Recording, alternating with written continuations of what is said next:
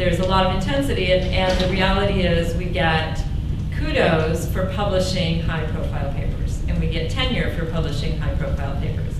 So that's one thing. How does one deal with your colleagues when you're not their chair, or even if you are their chair, in terms of if you think that there's an environment that's toxic to students? And then secondly, when students are coming into graduate programs and you know that there's such labs, how do you deal with, how ethical is it to advise them away from those labs?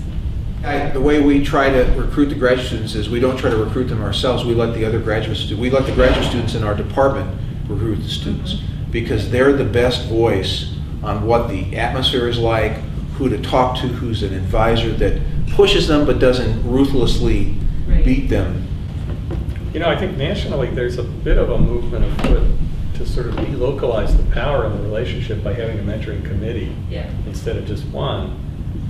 But in fact, I don't think that's probably really happening too often, because the one person often wants a lot of control over the situation.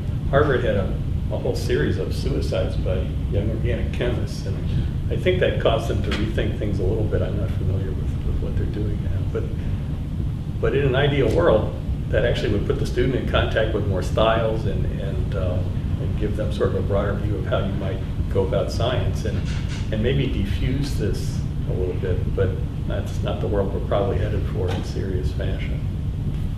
If that's happening, you know, where there is some massaging of data or whatever it might be, that's a bigger concern. I mean, that's a huge ethical bind, you know, not just for the students. You know, of course we don't want to encourage them to do that, but if that's happening more generally, then it's a Harvard, you know, revisited kind of situation. Some of us think, anyway, in the department, you could only have X number of graduate students at any given time because you only have so many hours in a day and really so many good ideas and so many hours that you can devote to training of the students, and that when you reach a certain point, the divided attention that has to be required, if the attention is given at all, suggests that it would dilute what I would consider a best practice of graduate training. There's only so much time in the day, and you have to have your own set of standards and beliefs and values, so that if you feel you're not giving your graduate students enough time, you should feel guilty enough, old-fashioned, guilty enough